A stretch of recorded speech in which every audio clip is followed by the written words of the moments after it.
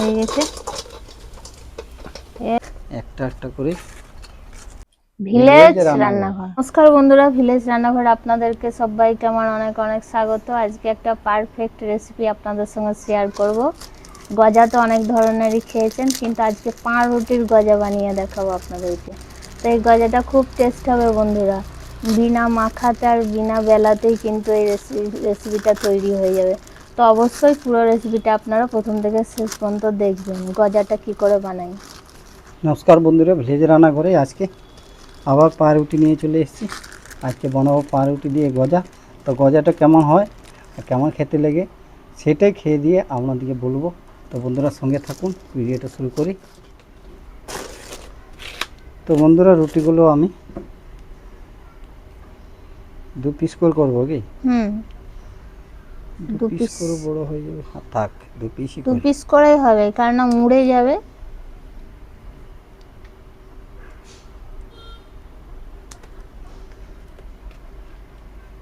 বেশি কিছু লাগবে না, 2-3টে উপকরণ দিয়েই হয়ে যাবে। বন্ধুরা কড়াইটা গরম হয়ে গেছে, আমি তেলটা ঢেলে দেবো।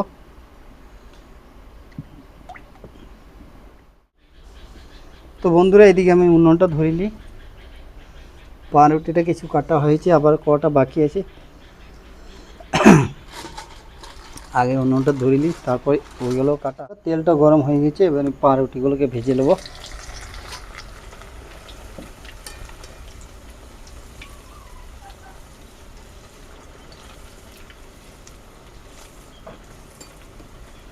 তুমি কটা সেট করে রাখো না, 4-5টা।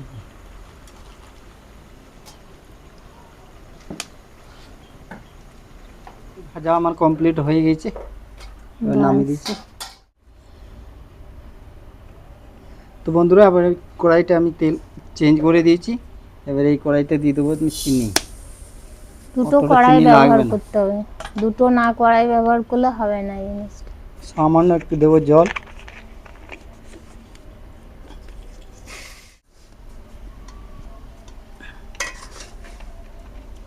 দু 3 মিনিট এটাকে ভালো করে নাড়াচাড়া করে চিনিটাকে গলিয়ে নিতে হবে। চিনিটা গলে গেলেই বাস হয়ে গেল।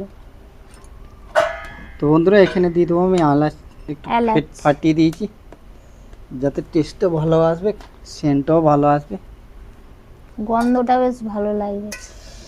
এটা আমার পুরো শিরাটা তৈরি হয়ে গেছে। এবারে আমি এখানে পাউরুটি ভাজাগুলো দিয়ে দেবো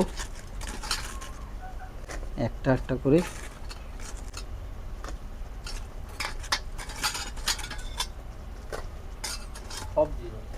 সবই তো দেবো,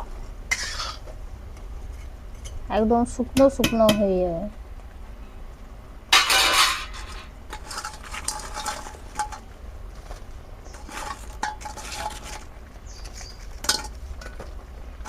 কিছুটা বেশি ভাজা হয়ে গেছে, কালো হয়ে গিয়ে কিছুটা, ওইগুলো দিয়ে দেবো। সবই দিয়ে দাও, চিনির রসটাতে ভালো লাগবে।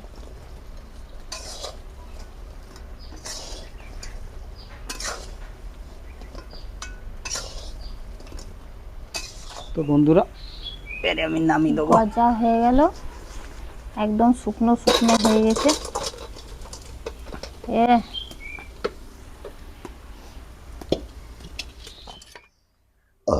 তো বন্ধুরা দেখুন কত সুন্দর হয়ে গেছে আমার গজা। এটা হচ্ছে পাউরুটি গজা, দেখুন একদম জমে গেছে। দেখুন চিনিটা, দেখুন বন্ধুরা এখন একটু ঠান্ডা, গরম আছে তো, ঠান্ডা হয়ে গেলে আবার পুরো শক্ত হয়ে যাবে। আমারটা মনে হচ্ছে একদম, হ্যাঁ এটা কিন্তু শক্ত হয়ে এসছে। খেয়ে দেখি কেমন লাগছে। সলিড, দারুন দারুন। লাদা তুই খাবি? দেখ আয়। তো বন্ধুরা আমাদের লদ্দৌ চলে এসছে, লে গরম আছে, ওর খুঁজতে খুঁজতে ওর। তো বন্ধুরা আপনারা অবশ্যই এটা ট্রাই করে দেখবেন, খুবই ভালো লাগবে, নতুন একটা রেসিপি। খটমট খটমট করছে, একটা খেলে মনে হবে খেয়েই যাই খেয়েই যাই। আর এটা একবার খেয়ে নিলে বন্ধুরা মনে হবে বারবার খাই বানিয়ে। আর কত সহজ, কম সময়ের মধ্যে 2-3টে উপকরণ দিয়ে এটা বানানো হয়ে যাবে। তো এই রেসিপিটা, পাউরুটির গজার রেসিপিটা যদি ভালো লেগে থাকে অবশ্যই একটা কমেন্টের মাধ্যমে জানাবেন। আর ভিলেজ রান্নাঘর চ্যানেলটিকে ফলো করবেন, সাপোর্ট করবেন, আর বন্ধুদেরকে দেখার সুযোগ করে দেবেন।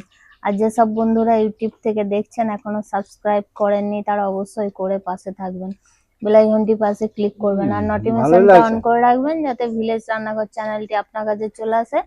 আপনারা খুব ভালো থাকবেন, সুস্থ থাকবেন, সাবধানে থাকবেন। পরের রেসিপিতে দেখা হবে।